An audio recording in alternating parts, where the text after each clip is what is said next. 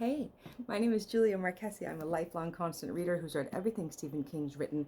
I have read the Dark Tower series. I know how it all connects. So let's talk about how The Running Man connects to other worlds in Stephen King.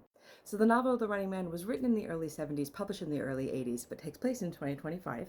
And in this version of the world that he is living in, Derry exists. So Ben Richards does get to go to Derry, which is very interesting since it was written so early and was not connected to it or anything else that had taken place yet. So I basically read everything Stephen King has written in order to understand the entirety of his multiverse and also how everything connects to the Dark Tower series. So if you've never read the Dark Tower series, highly recommend it, but everything before it is also delightful and leads to putting pieces in a little puzzle that is incredibly, incredibly satisfying. So one of the things he loves to do is give us little nods that we know that we are not on this level of the beam, that we are on a different alternate timeline in his universe.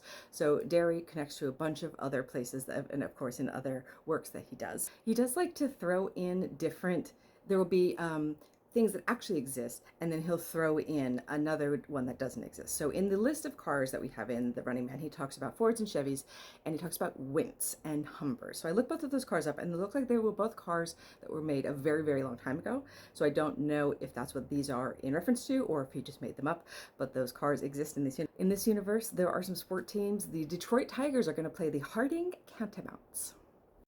Now, there are some direct connections to the Dark Tower series, two big ones, in fact. We have locations mentioned. We have Topeka, which is a location that will come in very important in the Dark Tower series as well, that just mentioned, The Running Man. Also, Co-op City. So Co-op City is where Ben Richards lives in Running Man. He says, but he lives in the city of Harding.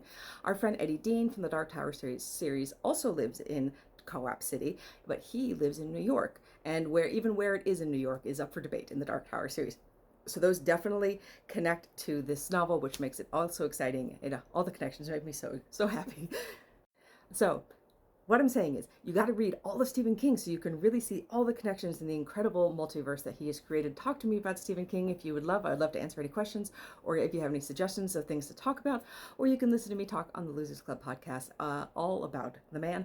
And I also adapted one of his works myself, I Know What You Need, as a dollar baby, and you can watch it on Arrow's Player, or you can message me if you'd like to see it.